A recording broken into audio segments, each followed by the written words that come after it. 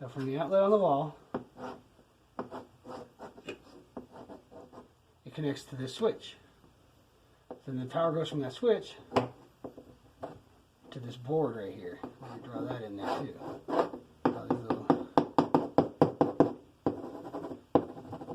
So there's our fucking little circuit board there. Our transformer and all the rest of the son of a bitches that are on there. Power goes from here to the switch to the board. We know that, right?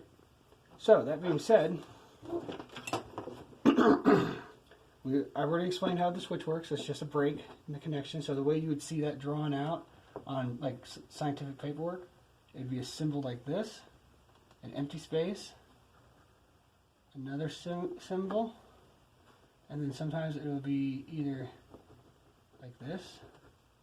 It'll be drawn, indicating that that's a switch, meaning separation of the power, continuation of the power. Then you have your fucking circuit board, which changes it from AC at this point, hits the board. Now our outgoing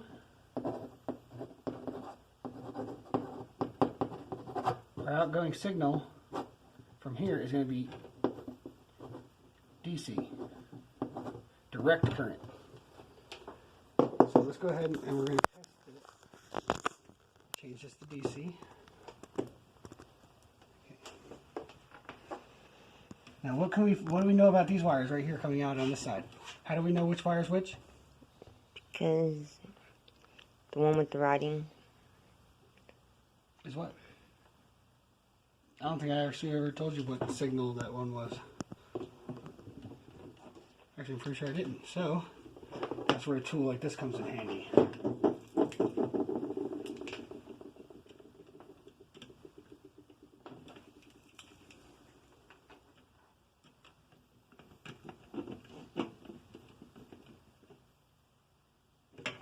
There's no signal, so probably should turn it on.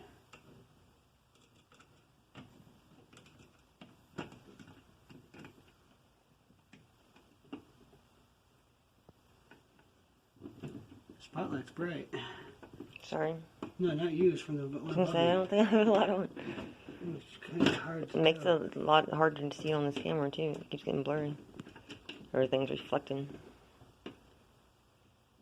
So this one is positive, right here. So one with the writing is positive signal. Now, these outgoing lines are DC, remember?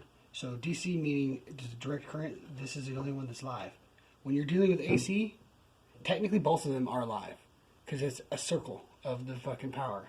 That's why there's both wires have to be directly connected to whatever it is that you're powering, is because that's your live wire right there. But traveling right along with it is this other, your negative wire.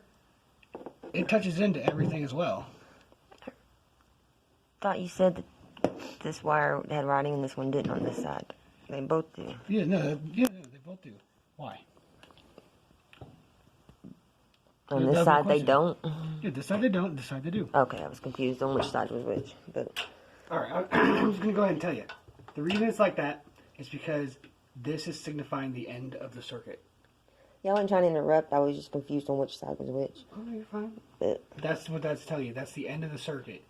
Because everything has to go in an order. So when the electricity enters the board, just, you know how you put batteries in a flashlight? so that wire stops the. That's the end of the circuit. That's how it makes it direct current. 'Cause it stops it. It don't go on around.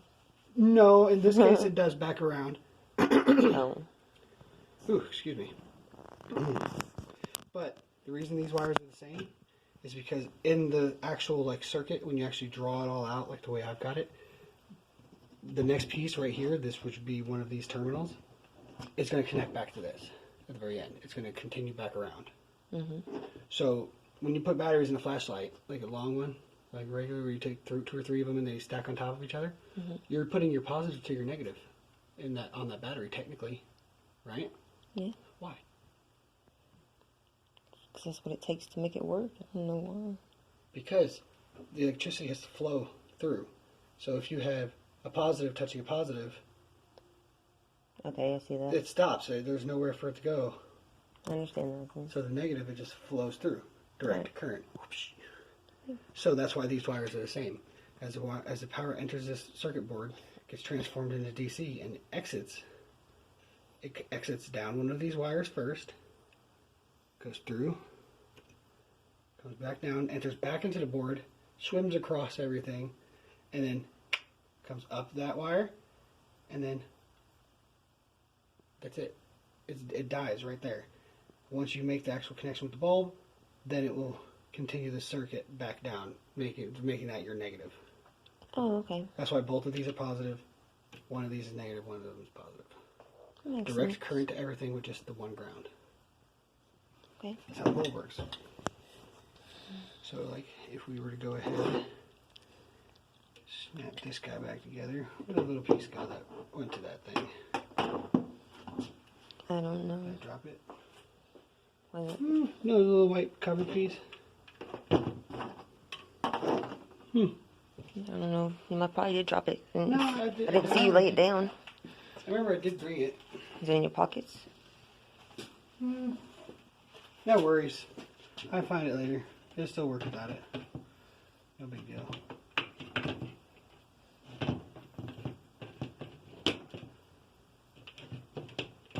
So, line that one up. I hate putting fluorescent bulbs in. It was a pain in the dick.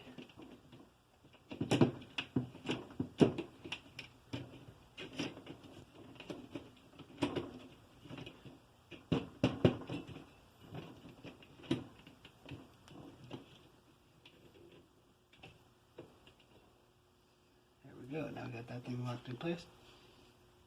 Remember when I was telling you about the gas? Mm-hmm. Look at it really closely.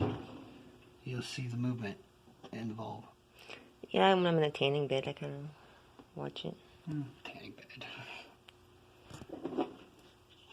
But, oh, here it is. But that's how that works. So, your problem at work was what again? Is it a loose short? When I put both of the bulbs in and turned the light on, it worked. But whenever I turned the light back off and turned it back on, it didn't work no more. And then I wiggled them, and they would they'd come on and off, and they wouldn't stay on.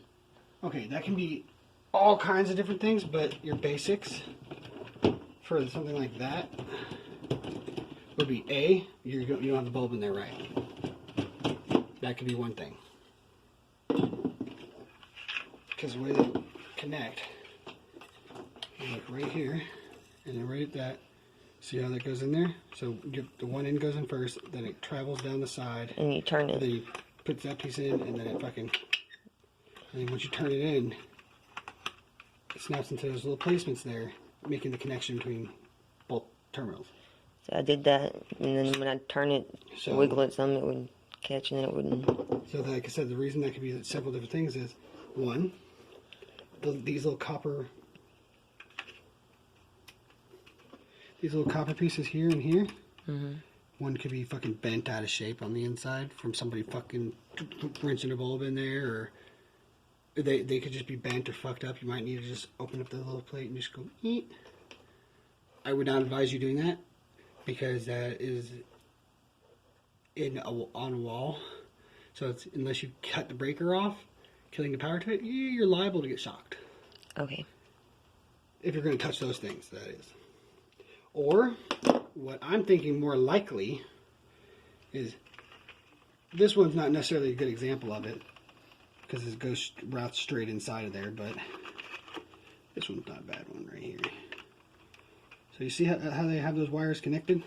With this little squeezed together block? They don't use these in walls. In walls they just use wire nuts. A loose wire nut maybe. That's my guess. If it isn't one of these things bent or fucked up in there where you just need a pair of tweezers to get in there and eat, then there's your problem. It's gonna be fucking wire nut, loose wire nut. Okay. So that's not my problem when I go to check it, or if I have I to would get still if I have check to it. get that far with it, I can't. I'd have to take it down. I won't do Oh, that. yeah, I fuck can't. Yeah, take it right off the wall. It's easier. Fuck ton easier. Makes everything It's easier. a big one, though. You think it's big? It's really not. Well, I I'll mean, show you. I got one.